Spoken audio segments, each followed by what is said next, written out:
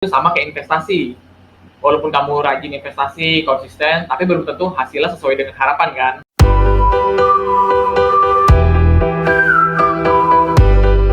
Halo semuanya, balik lagi di channel Beli Mimpi. Pada video kali ini kita akan ngomongin tentang investasi. Apa yang harus kamu perhatikan ketika mau investasi supaya hasilnya optimal atau minimal nggak kena investasi bodong. Kalau kena investasi bodong kan udah pasti 100% uang kamu hilang ya. Nah, jadi kalau bisa kita ibaratkan, investasi itu kayak menanam tanaman. Misalnya tanaman cabai. Kalau misalnya kita tanam satu biji cabai, satu bibit cabai, nantinya kalau udah tumbuh bisa menghasilkan ribuan buah cabai lagi. Tapi kan kalau misalnya tumbuh, nggak semua hasilnya bakal bagus. Bisa aja nanti ada buah cabai yang busuk. Ada banyak faktor yang membuat tanaman cabai jadi busuk. Misalnya bibit yang buruk atau kesalahan dalam perawatan. Nah, itu sama kayak investasi. Walaupun kamu rajin investasi, konsisten, tapi belum tentu hasilnya sesuai dengan harapan kan. Ada banyak faktor seperti misalnya kamu salah memilih instrumen investasi, kamu memilih instrumen investasi yang bodong, misalnya tipu, atau kamu kemakan emosi pingin cepat-cepat menghasilkan, taunya malah boncos. Nah, seperti investasi itu memang seperti tanaman kayak gitu ibaratnya. Kalau tanaman supaya bisa menghasilkan buah harus dirawat dengan baik, dikasih air, diberikan pupuk.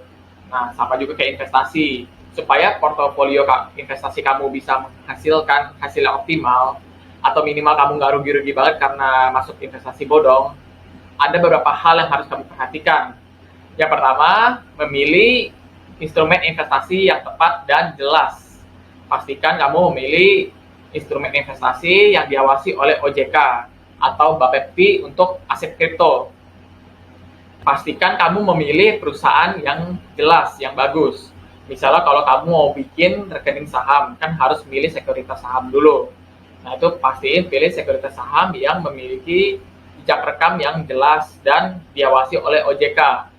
Kalau misalnya kamu mau beli saham, itu kan harus lihat dulu perusahaan apa, perhatikan kinerja perusahaannya selama beberapa tahun belakangan dan laporan keuangannya. Kalau misalnya kamu mau beli reksadana, itu harus diperhatikan manajemen investasinya. Pastiin manajemen investasinya memiliki jejak rekam yang bagus juga dan bisa menghasilkan keuntungan yang bagus. Nah, terus yang selanjutnya, kamu sebaiknya ngerti tentang investasi ini terlebih dahulu sebelum masuk langsung terjun berinvestasi. Jadi jangan kayak beli kucing dalam karung ibaratnya. Sekali buka, lihatnya zong. Nah, terus pastiin bukan investasi yang too good to be true. Nih, misalnya investasi ini menjanjikan return 1% per hari atau 30% sebulan. Ini investasi bisa menghasilkan return yang pasti loh, dan gede lagi. Padahal pasar saham, forex, lain-lain itu kan nggak pasti masa depannya gimana. Besok bisa aja saham turun, bisa naik, kita nggak tahu gimana besoknya. Tapi ini investasi yang bisa menjanjikan return yang pasti dan besar lagi. Apa nggak mencurigakan itu? Nah, terus kita masuk ke poin kedua.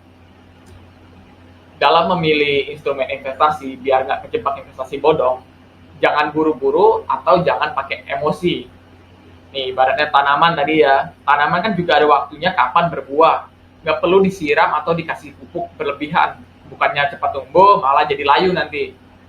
Nah, jadi ibaratnya jangan terlalu pengaruh emosi supaya investasi cepat bisa menghasilkan. Jangan cepat-cepat mau kaya. Ingat, influencer keuangan itu pada bilang, investasi bukan cara untuk cepat kaya, tapi membantu mencapai tujuan keuangan kamu. Tujuan keuangan itu kayak misalnya mau beli rumah, gitu ya. Kalau kamu mau cepat kaya, yaitu kerja, makin keras. Nah, contoh lainnya, kadang pas investasi kita lagi turun, nah kita langsung panik. Misalnya saham kita lagi turun nih, nah kita langsung panik. Langsung mau jual aja kalau portofolionya merah. Udah kita jual, sahamnya malah langsung naik. Sering kan begitu. Nah, makanya banyak yang kena investasi bodong karena pelaku-pelaku investasi bodong itu menyentuh sisi emosional dari korbannya. Korbannya kan biasa lihat, kadang lagi susah begini, ada orang yang pamer bisa cepat kaya begini dengan mudah. Siapa yang nggak sisi emosionalnya langsung kesentuh ya? Kan kita semua juga pengen cepat banyak dapat uang, kalau bisa cepat dan nggak susah. Nah, terus gimana sih caranya biar kita nggak terpengaruh emosi ketika investasi? Jadi biar nggak kena investasi bodong. Yang pertama, tentukan tujuan keuangan kamu dulu.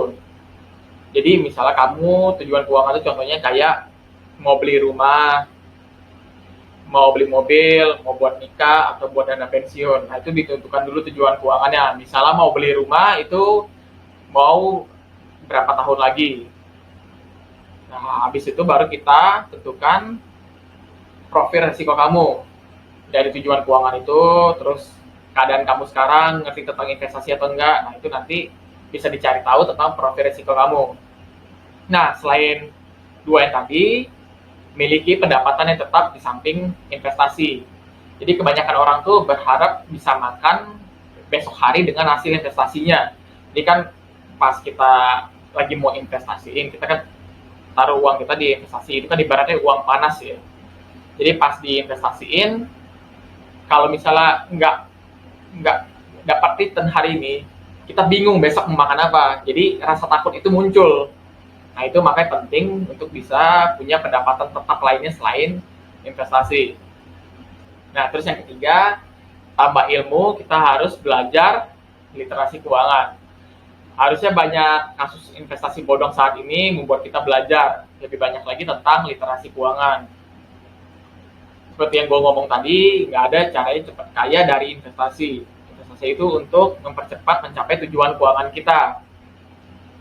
Jadi kalau misalnya mau cepat kaya, itu usaha, perbanyak skill, dan perbanyak ilmu yang memadai. Sekarang kan ada banyak akun IG, ada banyak channel YouTube, website di Google untuk belajar literasi keuangan. Kamu juga bisa belajar literasi keuangan di IG-nya belimimpi.id. Semua mindset keuangan sampai cara investasi ada gue share di sana. Bisa juga subscribe channel ini. Dengan punya literasi keuangan yang memadai, kita bisa memilih instrumen investasi yang tepat, bisa return optimal dari investasi, dan meminimalkan resiko. Seenggaknya menghindari investasi bodong ya. Hopefully dengan adanya video ini, kalian jadi bisa memilih nih investasi mana yang beneran dan yang bodong. Oke, see you.